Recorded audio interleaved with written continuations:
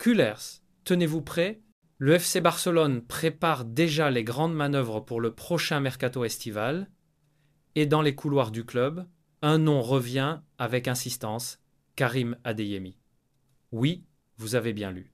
L'un des joueurs les plus explosifs de Bundesliga est à nouveau sur les radars du Barça. Une rumeur qui s'intensifie, l'intérêt du FC Barcelone pour Adeyemi n'est pas nouveau. Déjà suivi avant son arrivée à Dortmund, le jeune international allemand séduit depuis longtemps les recruteurs blaugrana par sa vitesse, sa capacité à percer les défenses et son profil parfaitement compatible avec le style de jeu d'Hansi Flick. Et aujourd'hui, selon Sport Bild, le Barça a réactivé son dossier. Le message est clair. Flick veut du feu dans les couloirs. Après la défaite contre le PSG 1-2 en Ligue des Champions, les dirigeants catalans ont dressé un constat simple. L'équipe manque d'impact et de profondeur offensive. Si le secteur défensif reste une priorité, le chantier offensif est lui aussi ouvert et Adeyemi coche toutes les cases. Le profil parfait pour le Barça de Flick, Karim Adeyemi, c'est un joueur électrique, capable d'éliminer sur 1 mètre, d'accélérer brutalement et surtout de briser les lignes par ses courses tranchantes. Dans le système d'Hansi Flick, Adeyemi pourrait devenir un atout stratégique, un peu comme Leroy Sané à l'époque du Bayern. À gauche, il apporte la percussion. À droite, il ouvre les espaces pour Lamine Yamal. Dans l'axe, il peut jouer en faux neuf, un profil que Flick adore utiliser. Polyvalent, jeune 23 ans et déjà expérimenté, Adeyemi représente le futur.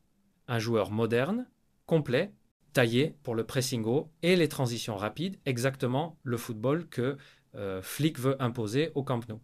Un transfert estimé à 45 €, un pari audacieux mais logique, le Borussia Dortmund évalue actuellement Adeyemi à 45 millions d'euros.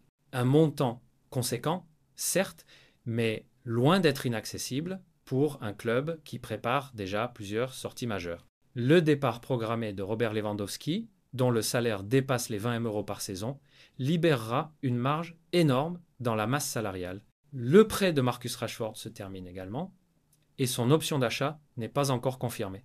Résultat, le Barça aura besoin d'un nouvel attaquant de haut niveau, capable d'apporter jeunesse, intensité et énergie.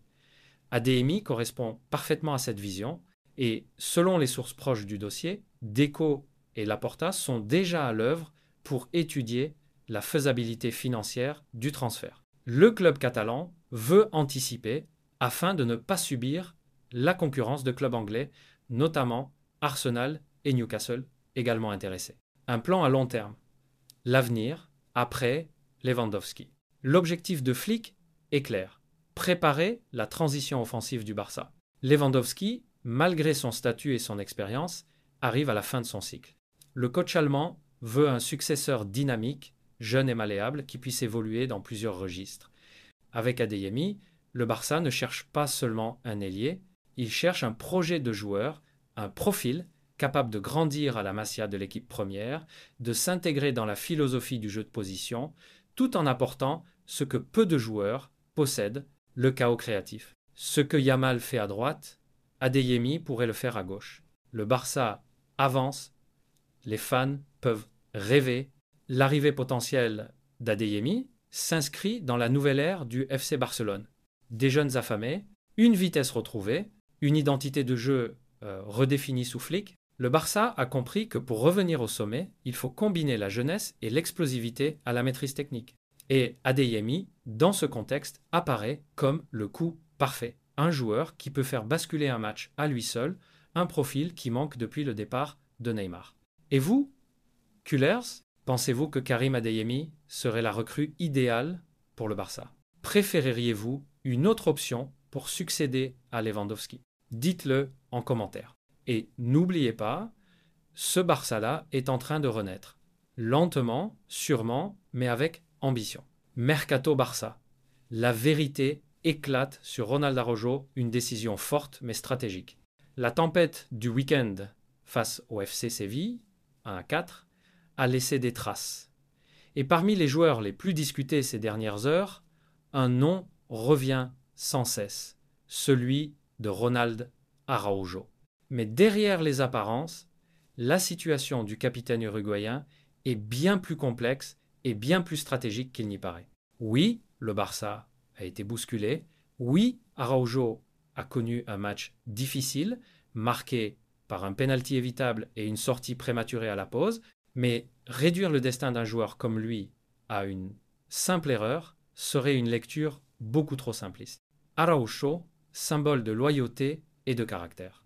Arrivé en 2018, Ronald Araujo est plus qu'un défenseur pour le FC Barcelone. Il est devenu, au fil des années, l'un des piliers de l'identité blaugrana moderne.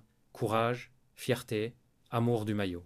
Malgré les blessures et les offres astronomiques venues de Premier League cet été, le capitaine catalan a choisi de rester, convaincu que le projet d'Hansi Flick marquerait un tournant dans l'histoire récente du club. 4 clubs majeurs, dont Chelsea et le Bayern Munich, ont tenté de le convaincre avec des salaires mirobolants. Araujo a dit non. Pour lui, le Barça, ce n'est pas juste un club. C'est une mission, une rumeur exagérée, une stratégie calculée. Ces dernières heures, le média espagnol Fichajes a évoqué une possible mise en vente du joueur pour un montant de 34 millions d'euros dès le mercato hivernal. Une somme qui paraît dérisoire au regard de sa valeur sportive et symbolique. Mais, selon plusieurs sources proches du club, cette information doit être prise avec recul.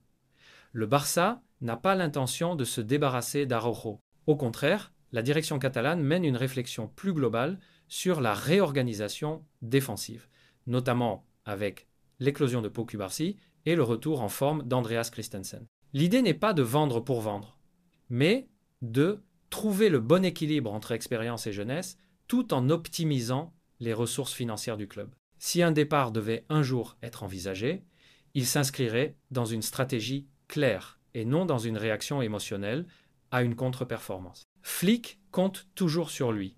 Hansi Flick, de son côté, n'a jamais cessé de défendre son capitaine. En interne, l'Allemand apprécie son leadership, son professionnalisme et sa capacité à maintenir le vestiaire uni, même dans les moments difficiles.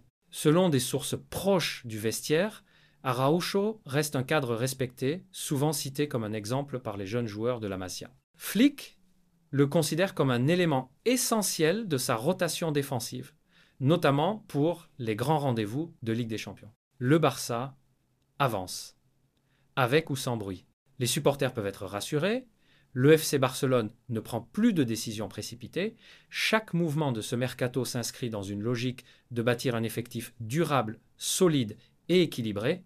Araujo reste un élément du projet Flick, mais personne n'est intouchable dans un club qui veut redevenir roi d'Europe. Si un jour une offre exceptionnelle arrivait, elle serait étudiée non pas comme une sanction, mais comme une opportunité pour renforcer encore davantage l'équipe. En attendant, le message du staff est clair, Araujo doit se recentrer, retrouver son meilleur niveau et redevenir ce mur infranchissable qui a fait vibrer le Camp Nou. En résumé, le Barça ne tourne pas la page à Araujo, il l'écrit avec lucidité. Flick compte sur son capitaine, le club garde la tête froide et la reconstruction suit son cours. Parce qu'à Barcelone, même les tempêtes servent à rebâtir plus fort. Les semaines passent et Marc-André ter Stegen se rapproche enfin du retour. Après plusieurs mois de rééducation intense, le gardien allemand voit la lumière au bout du tunnel. Son retour à la compétition est prévu d'ici la fin du mois de novembre et tout semble indiquer qu'il sera apte à rejouer dès janvier 2026. Mais une question brûle toutes les lèvres en Catalogne, où reprendra-t-il le jeu? Car oui, contre toute attente, le FC Barcelone n'est plus dans la même situation qu'il y a un an. Joan Garcia, la nouvelle fierté du Barça. L'arrivée de Joan Garcia a totalement redistribué les cartes. Le jeune gardien espagnol, recruté cet été pour préparer l'avenir, a impressionné tout le monde avant sa blessure. Calme, explosif sur sa ligne, et doté d'un jeu au pied digne d'un pur produit de la Masia, il a rapidement gagné la confiance de Hansi Flick et du staff technique. Le coach allemand, adepte d'un football construit depuis l'arrière, estime que Garcia incarne parfaitement l'identité du Barça moderne, audacieux, formé dans la philosophie du jeu de position et capable de relancer sous pression.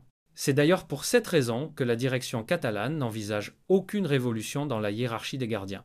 Même avec le retour de ter Stegen, la priorité reste la continuité. Une situation observée en Europe. Évidemment, une telle situation attire les convoitises. Ter Stegen reste un gardien de classe mondiale, capitaine d'expérience et l'un des meilleurs à son poste depuis une décennie. Son statut et son palmarès font de lui une cible de choix pour plusieurs grands clubs européens. Selon Sport, Monaco serait revenu à la charge ces dernières semaines. Le club de la Principauté cherche un gardien expérimenté pour encadrer une défense en pleine mutation et l'Allemand représente le profil idéal. Mais il n'est pas le seul sur la liste. En Première Ligue, des clubs prestigieux comme Newcastle, Tottenham ou encore Manchester United suivent sa situation de très près. Tous savent que le Barça, en pleine restructuration sportive et financière, pourrait envisager une sortie maîtrisée de son gardien historique, à condition que cela serve le projet à long terme. Une décision guidée par le projet, pas par la panique. Du côté du Barça, la position est claire, aucune décision ne sera prise sous pression. Le club souhaite avant tout préserver la stabilité du groupe et la dynamique positive insufflée par Hansi Flick. Le retour de Ter Stegen n'est pas perçu comme un problème, mais comme une opportunité de gestion intelligente. Soit l'Allemand accepte de jouer un rôle de mentor, aux côtés de Joan Garcia, dans un esprit de transmission et de compétition saine, soit le club ouvrira la porte à un départ, mais uniquement si l'offre correspond à la valeur réelle du joueur sportive et symbolique. Et si le Barça préparait un dernier grand coup dans les couloirs du club, certains évoquent même une autre hypothèse.